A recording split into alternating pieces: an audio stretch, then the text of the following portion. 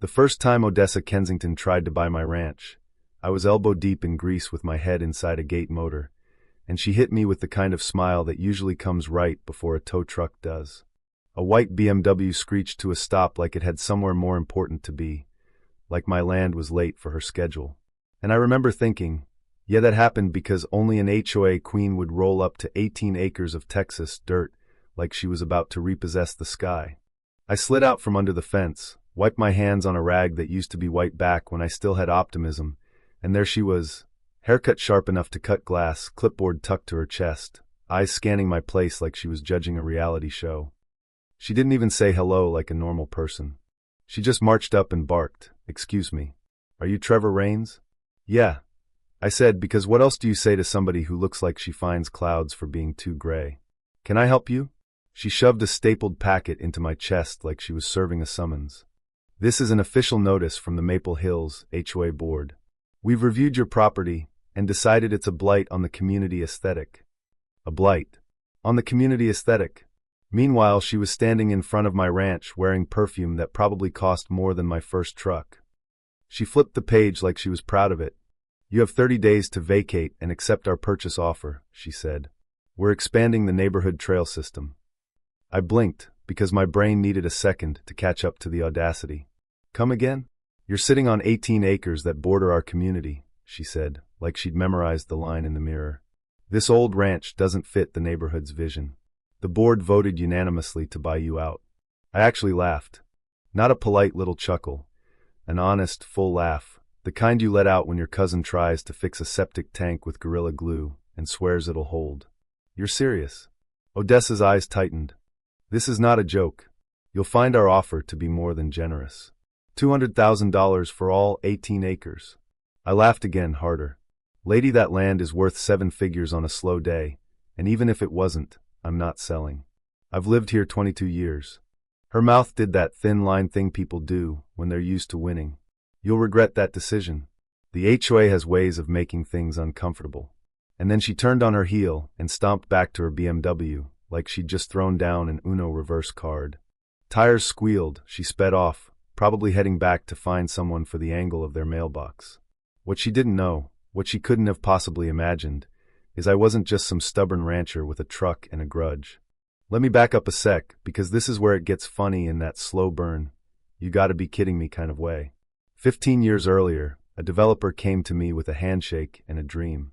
They wanted to build Maple Hills, cookie-cutter homes, winding sidewalks, the whole community lifestyle package. I leased the land. Not sold it, leased it. They built the houses, paved the roads, put up their little entry sign with the fountain and the fake stone, and once construction wrapped, they handed management to an HOA, like they always do. But the ground under every one of those manicured lawns was still mine. There was a clause in that lease, buried like a landmine in legal language, giving me full ownership of mineral rights easements, and more importantly, the option to terminate occupancy if the HOA ever violated zoning agreements tied to the original development. It was a protection clause. My lawyer at the time said, "Trevor, people forget who owns the dirt." "Don't you forget." I didn't. Odessa Kensington showed up acting like she owned the world, and I realized she didn't even own the ground under her own heels. 3 days after her little drive-by declaration, I got a knock on my door just after sunrise. I opened it to find 3 county inspectors, clipboard, reflective vests, the whole miserable package. The lead guy looked like he'd rather be wrestling a cactus. "Morning," he said. "You Trevor Raines?" "That's me. We're here to conduct a mandatory inspection. We received multiple reports of code violations, tall grass, unsafe fencing, improper storage of machinery, that sort of thing." I stepped onto the porch, arms crossed, and stared at him. "Funny. County hasn't inspected this land since 2014. Who exactly reported these violations?" He hesitated, eyes flicking away like he didn't want to say the name out loud. "Complaints came through the Maple Hills HOA. They claimed this property endangers their community's safety. That triggered an emergency inspection." Of course it did. I didn't stop them. I had nothing to hide. What I did do was pull out my phone and start recording, because if you've lived long enough, you learn the difference between peace and quiet right before somebody lies. They walked the perimeter, snapping photos of my barn, the tractor parked beside it, even my chicken coop. One guy tried measuring the fence line, like he was hoping to catch me an inch over. But that fence was new, professionally installed last summer, inspected, permitted, dead on county spec. Odessa could have brought a microscope, and she still wouldn't find a violation. When they finished, the lead inspector pulled me aside and lowered his voice. "Off the record, this reeks. We've seen this before. HOA pressures the county, tries to bury someone in inspections until they fold." "They picked the wrong guy," I said. He nodded, tapping his clipboard. "You'll get a formal report in the mail, but you're in the clear. Nothing actionable." As they drove off, I spotted Odessa's white BMW parked 2 blocks down, half hidden behind a hedge like a teenager spying on their ex. She was watching with binoculars. I gave her a slow, exaggerated thumbs up. She peeled out like I'd insulted her bloodline.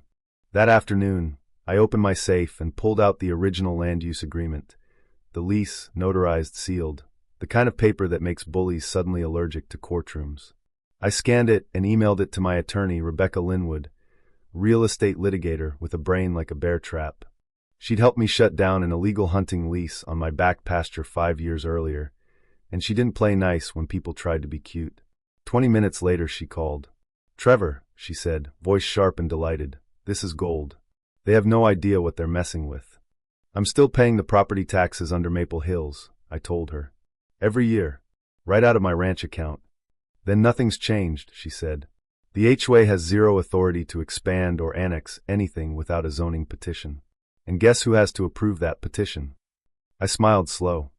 "Let me guess. Me." "Bingo," Rebecca said. "You're listed as the primary stakeholder on the parcel. Technically, you could bulldoze that entire subdivision tomorrow if you followed procedure." "Not my style," I said. "I want them to hang themselves with their own rope." Rebecca chuckled. "Then let's give them rope." From that moment on, I documented everything. Photos, videos, timestamped notes. I installed 2 motion cameras, one facing the road, one covering the eastern fence line. Not because I was paranoid, because I knew how these people moved. Odessa wasn't going to take no like a normal adult. She was going to take it like a personal attack. 2 nights later, I woke up to the smell of smoke, not house fire smoke. Something sharper. Acrid. Chemical. I ran outside, boots half-laced, flashlight bouncing in my hand. The field behind my barn was smoldering. Somebody had tossed a flare into dry grass, hoping wind would do the rest. If the breeze had been stronger, half my property could have gone up like kindling. I called the fire department. They showed up fast, stomped it out, and the chief squatted near the charred grass and held up the flare casing. "This wasn't accidental," he said. "Military grade. Not something you pick up at a gas station." I handed the sheriff's deputy my camera footage. On the screen, a dark SUV pulled up just before midnight. A figure in a hoodie hopped out, ran to my fence line, tossed something and bolted. The license plate was only partially visible, but it was enough. Within 24 hours, the sheriff's office traced it. The SUV was registered to Mark Feldon, Maple Hills HOA treasurer. When they arrested him, it got worse. Turns out Feldon had a sealed record, juvenile arson that got handled through diversion. When deputies searched his garage, they found more flares, bolt cutters, and a binder labeled, I kid you not, Rain's property transition plan. Inside were printed maps, timelines, a copy of Odessa's lowball offer, and a step-by-step plan to encourage surrender through escalating pressure and community engagement, which is HOA speak for harassment with a smile. The sheriff called me personally. "Trevor," he said, "we're treating this as a coordinated criminal conspiracy. If you're willing to press charges, this won't stop with Feldon. We'll subpoena meeting minutes, financials, everything." "I'm more than willing," I said, and I meant it. Subpoenas went out. The sheriff's department raided the HOA's office, which turned out to be 2 rented rooms above a smoothie shop on Main Street. They seized hard drives, printed ledgers, and Odessa's personal laptop. What they found made my blood go cold. The HOA had been running a slush fund off the books, money from fabricated fines and fake assessment fees shoved onto homeowners who didn't know how to fight back. Mailbox height, lawn edging, patio furniture color. Ridiculous stuff that sounds funny until you realize it was working families paying rent and groceries and then getting hit with an $800 violation because their kid left a bicycle on the sidewalk. The money was funneled through a dummy landscaping company registered in Odessa's nephew's name. All of it earmarked for strategic acquisitions. Meaning me. The sheriff held a town hall at the middle school auditorium. I sat in the front row, arms folded, watching the room fill with confused, angry homeowners who'd thought the HOA was just annoying, not criminal. Sheriff Nolan took the mic. "Ladies and gentlemen," he said, "we've uncovered a pattern of financial misconduct, coercion, and attempted arson linked to members of your HOA board. This investigation is ongoing, but we have enough evidence to recommend criminal charges against multiple individuals." The air changed. Gasps. Murmurs. A couple people actually stood up like they needed to breathe. Odessa wasn't there. She'd gone silent since the raid. But her name was on everything. After the meeting, a woman approached me, mid-30s, tired eyes, holding a little girl's hand. "You're Mr. Raines, right?" she asked. "That's right." She swallowed like she'd been carrying this alone for a year.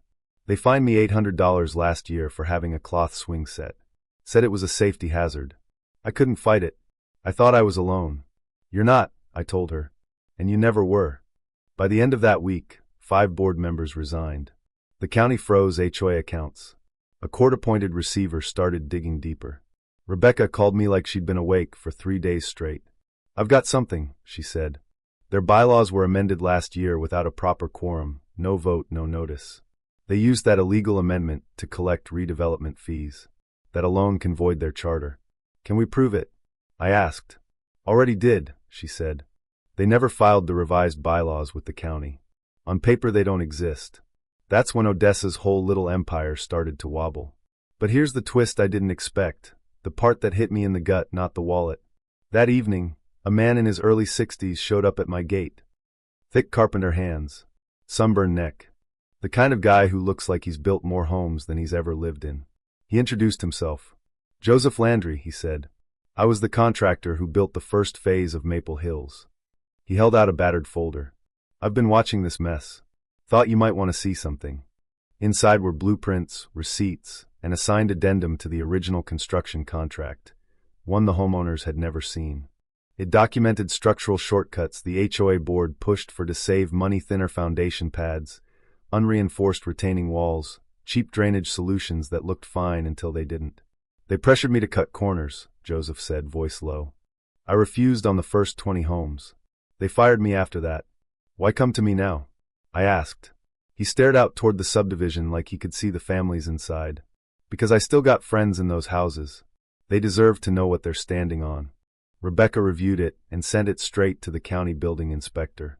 Within days, officials were surveying properties. They found 4 retaining walls at risk of collapse and 2 homes showing foundations sink, built during the exact phase Joseph had warned about. The county issued an emergency advisory. The HOA, what was left of it, got slapped with negligence violations on top of fraud. At that point, it wasn't a board anymore. It was a crime scene with a logo. Then the arrests finally came like thunder. 3 unmarked cruisers rolled into Maple Hills on a bright morning. Odessa Kensington was escorted out in cuffs, silk robe, house slippers, hair still somehow perfect like she thought appearance could negotiate for her. Victor Hatch, board attorney, got arrested at his downtown office.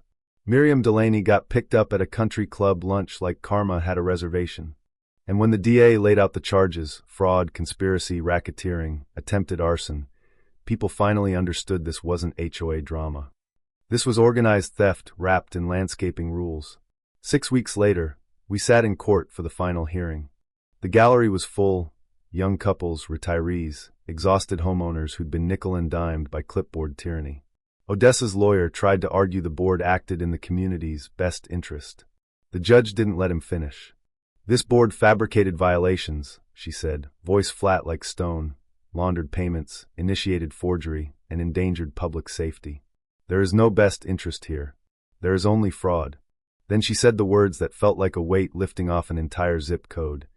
"Maple Hills HOA is dissolved effective immediately." Outside the courthouse, another woman approached me, toddler on her hip, grocery bag slung over her shoulder. "You're Mr. Raines," she said. "Thank you. My husband's in the reserves. We got fined for flying an American flag without proper framing. We paid it because we didn't know we could fight it." "You don't have to thank me," I told her. "This was your fight too, you just didn't know it yet." A week later, I hosted a gathering on my ranch. No ribbon cutting, no speeches, just folding chairs, long tables, potluck dishes, kids running through grass like they'd never been told no for existing. Dogs chase sticks. Old folks swapped stories over lemonade. Rebecca stood beside me at sunset and handed me a cupcake like a victory medal. You could turn this into something bigger, she said. HOA reform, landowner rights, people are listening.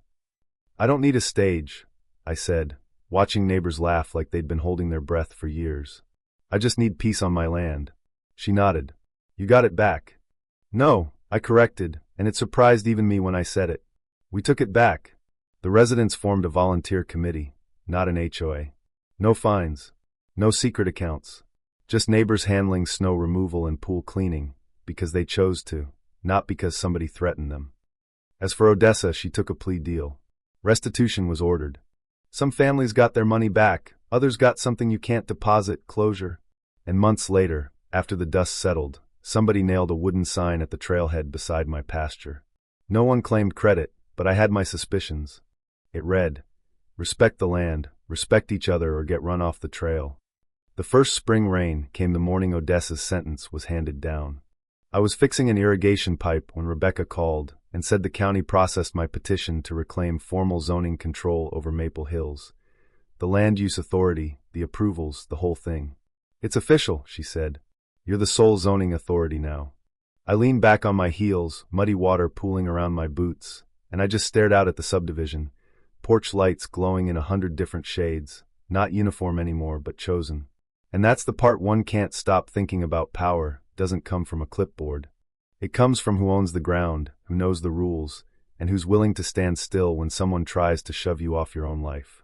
So let me ask you something, because this is where people get real loud in the comments. Do you think HOAs are ever really about community, or are they just the easiest costume for control? If you've ever dealt with an HOA bully, or watched one go too far, drop your story below. Tell me where the line got crossed, and what you wish you'd done sooner. And if you believe Odessa got what she deserved, share this with someone who needs the reminder that sometimes justice isn't loud, it's precise.